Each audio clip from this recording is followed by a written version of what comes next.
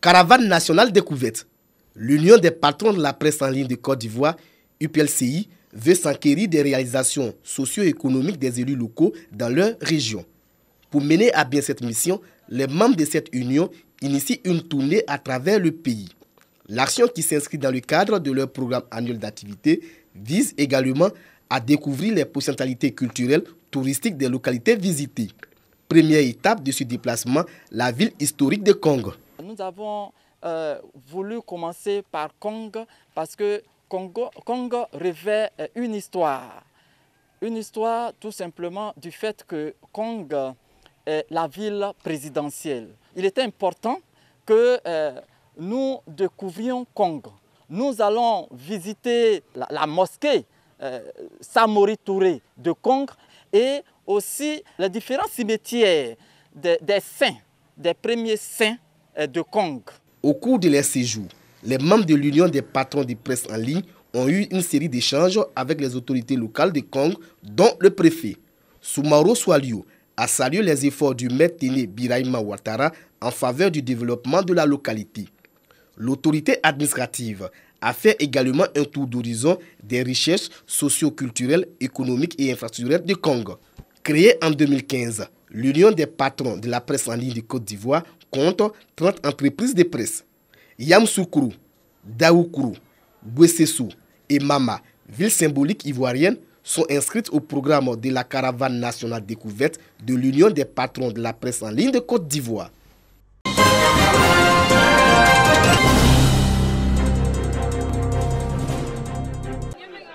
Contrôle de tension, prise de poids et distribution gratuite de médicaments.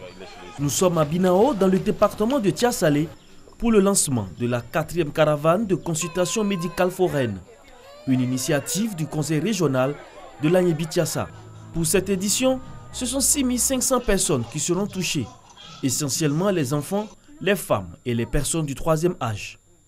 Au cours de cette caravane, les équipes médicales vont sensibiliser les populations sur certaines pathologies tout en leur apportant des soins de proximité. Les cancers du sein et du col de l'utérus sont des pathologies qui occupent une place importante dans cette opération. À cela s'ajoute le dépistage du diabète et de l'hypertension artérielle. Pour le président du conseil régional, cette campagne vise à lutter contre ces différentes pathologies qui menacent sa région. Il invite donc ses parents à s'approprier cette caravane. Le sous-préfet de Bolouville salue les actions du conseil régional qui améliorent de façon considérable les conditions de vie de ses administrés. Les populations satisfaites promettent d'investir les différents centres de santé pour bénéficier de soins. Cette caravane va sillonner tous les chefs-lieux de sous-préfecture ainsi que les gros villages de la région de l'Agnébi-Tiassa.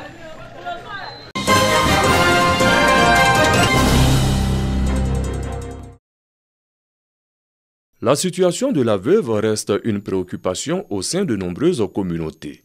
Au décès de l'époux, parfois seul pourvoyeur de revenus, les conditions sociales de la famille deviennent difficiles.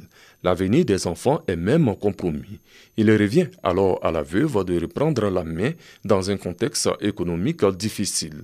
Dans le département de Korogo, depuis maintenant 3 années, l'ONG Divine Action se tient aux côtés des veuves pour les aider à raviver la flamme de l'espoir au sein de la famille. Cette année, elles sont au total 200 veuves qui bénéficient de matériel agricole pour réaliser leur vœu de faire de l'agriculture une activité génératrice de revenus. N'avez-vous jamais eu connaissance de la situation de la tante, la sœur, la nièce qui vient à l'heure du déjeuner ou du dîner solliciter de quoi à manger, ou encore solliciter un endroit où se coucher avec les enfants, solliciter quelques billets d'argent pour scolariser leurs petits? C'est ce quotidien, quelquefois déshonorant, que nous voulons éviter à nos sœurs veuves. Une action fort appréciée par les veuves qui n'ont pas manqué d'être reconnaissantes face à la générosité de l'ONG Action Divine. Les autorités de la ville de Korogo ont le même sentiment. Dans les mois à venir, l'ONG Action Divine entend soutenir des veuves dans des activités telles que le commerce et l'élevage.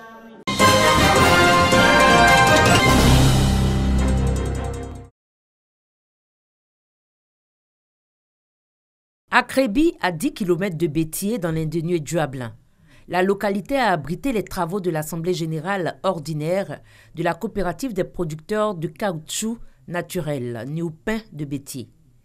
Réunis autour de leur nouveau président du conseil d'administration, en la personne de Adengra Egwa Léon, les membres de la coopérative ont fait le bilan moral et financier de l'exercice 2017.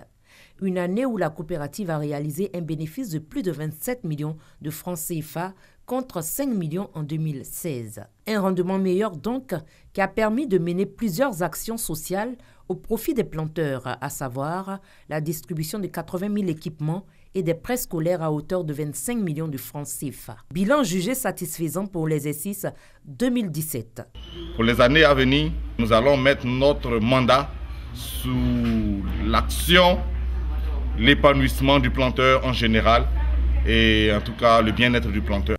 La campagne prochaine, la coopérative des producteurs de caoutchouc naturel Néopin de Bétier s'est fixé un objectif de recette de 3 milliards de francs CFA. Cette assemblée générale ordinaire a été l'occasion pour la coopérative de récompenser les groupements et planteurs qui se sont brillamment illustrés au cours de l'exercice 2017.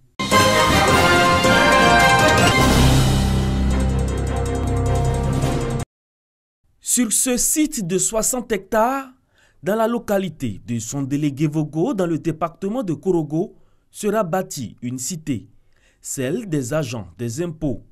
Pour la première phase de ce projet, 100 logements sont prévus avec toutes les commodités. Un rêve devenu une réalité pour la mutuelle des agents de cette direction régionale. Pour le directeur régional des impôts de la cité du Poro, ce projet devra améliorer les conditions de vie des agents. Nous avons souhaité que ce site porte le nom de notre directeur général. Nous aussi, nous avons été particulièrement sensibles à l'attention qui porte à nos activités à Korogo, nous accompagner afin de réussir ce projet pour le bonheur des agents à Korogo. C'est en 2008 que la direction des impôts s'est redéployée à Korogo. 10 ans après, elle est la 4e meilleure direction régionale en termes de recouvrement des impôts avec plus de 9 milliards de recettes.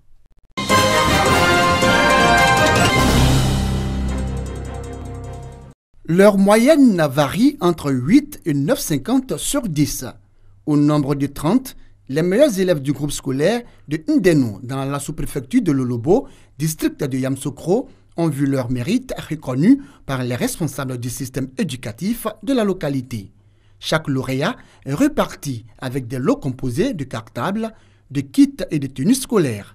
Un don de la marraine Estelle Quadio, par ailleurs fille du village. L'excellence est le gage de votre réussite qui profitera à notre village, à notre pays et au monde entier. Car, comme le dit l'adage, il n'est de richesse que d'hommes. Cette journée d'excellence à Ndeno a servi de cadre pour l'équipement du groupe scolaire du village. Une sirène, des chaises de bureau et de bien d'autres présents. Les instituteurs et institutrices n'ont pas été oubliés. Ils ont reçu à leur tour des jeux de maillot, des sifflets et des complets d'épargne. Défilé des meilleurs élèves, chants et danses ont également marqué cette première édition de la célébration des meilleurs élèves du groupe scolaire de Ndeno dans le district de Yamsokro.